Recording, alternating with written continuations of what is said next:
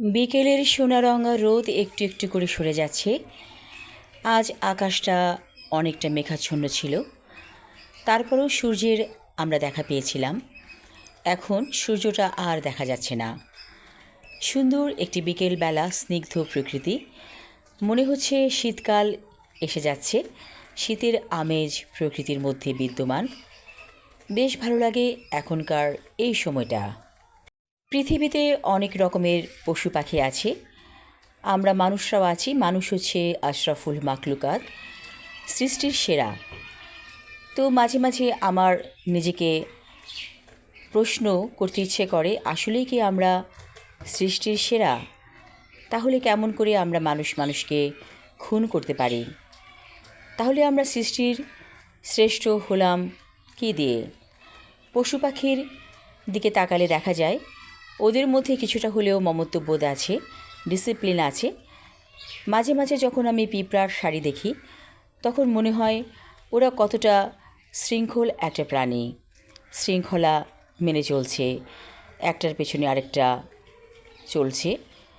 ওদের লিডার আছে নিশ্চয়ই, সে তাদেরকে নির্দেশ দিয়েছে এভাবে চলার জন্য।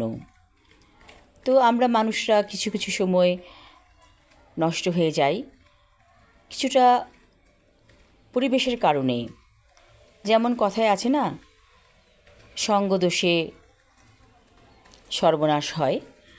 তো মাঝে মাঝে এমনটা হয়ে যায়। এখানে হয়তো আমাদের কুপ্রবৃত্তিগুলোকে আমরা সেরকমভাবে দমন করতে পারি না, যার কারণে দিশেহারা হয়ে যাই। তো সমাজের ভালো হোক এটাই চাই, মানুষের মধ্যে মনুষ্যত্ব বোধ জেগে উঠুক এটা চাই। এই যে মানুষরা মানুষের বাড়িতে ডাকাতি করতে যায়, কেমন করে যায়? এরা তো কোনো পরিবার থেকে উঠে এসেছে, তাদেরকে কি শিক্ষা দেওয়া হয়েছে? তাদের মা বাবা কি তাদেরকে খেয়াল রাখে না? এরকম উচ্ছৃঙ্খল সন্তান কেমন করে তাদের ঘর থেকে বের হয়?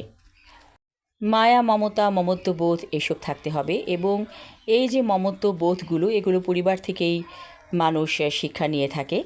যে মানুষের মধ্যে মায়া মমতা নেই, হয়তো সে কোনো ব্রোকেন ফ্যামিলি থেকে এসেছে, অথবা তাদের পারিবারিক কোনো অশান্তি আছে। না হলে এরকম হবে কেন? এই যে আমরা আমাদের সন্তান বলে চিৎকার করি, কিন্তু সন্তানটা কিন্তু সমাজের, দেশের। সেই সন্তানটা যদি ভালো হয়, তাহলে দেশের মানুষ স্বস্তি পাবে। এই জন্য আপনারা যারা বাবা মা আছেন, আপনাদের সন্তানদের দিকে লক্ষ্য রাখুন। সে কোথায় যাচ্ছে, কি করছে, তাকে জিজ্ঞেস করুন। আর যদি সে উচ্ছৃঙ্খল আচরণ করে, তাহলে গোপনে তাকে নজর রাখুন। একটি সন্তান কিন্তু আপনার চোখের সামনেও থাকে এবং চোখের আড়ালে চলে যায়। যখন সে আপনার চোখের আড়ালে চলে গেল, সেই সময়গুলোতে সে কী করছে, এটা নিয়ে তাকে জিজ্ঞেস করুন। বন্ধুর মতো তার সাথে আচরণ করুন। যখন আপনি তার সাথে দূরত্ব সৃষ্টি করবেন, তখনই সমস্যা দেখা দেবে। আমাদের প্রজন্মকে ঠিক রাখতে হবে। আমাদের প্রজন্মকে ঠিক রাখলে আমাদের দেশ শান্তি পাবে, আমাদের দেশ সুনাগরিক পাবে। তাই সন্তানদেরকে অবশ্যই আপনাদের খেয়াল করতে হবে, যেন সে কুপথে পা বাড়াতে না পারে। এই যে সুন্দর একটি বিকেলবেলা, স্নিগ্ধ প্রকৃতি, দূরে কচুরিপানাগুলোর মধ্যে একটা অদ্ভুত সৌন্দর্য আমি লক্ষ্য করছি। এখানে একটি ছোট জলাশয় আছে, সেই জলাশয়ে পাখিরা কচুরিপানার উপর দাঁড়িয়ে কিচিরমিচির করে। সেই দৃশ্যটা আমি দেখেছি। অনেকের চোখে এই দৃশ্য পড়বে না, কারণ সে দৃশ্য দেখতে জানে না, প্রকৃতির রূপ রস গন্ধকে উপলব্ধি করতে জানে না।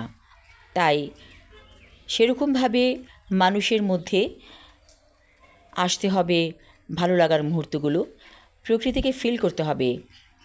কে আমি, কেন আমি এসেছি পৃথিবীতে, আমার কী করণীয়, এই বোধগুলো আপনার সন্তানের মধ্যে জাগিয়ে তুলুন।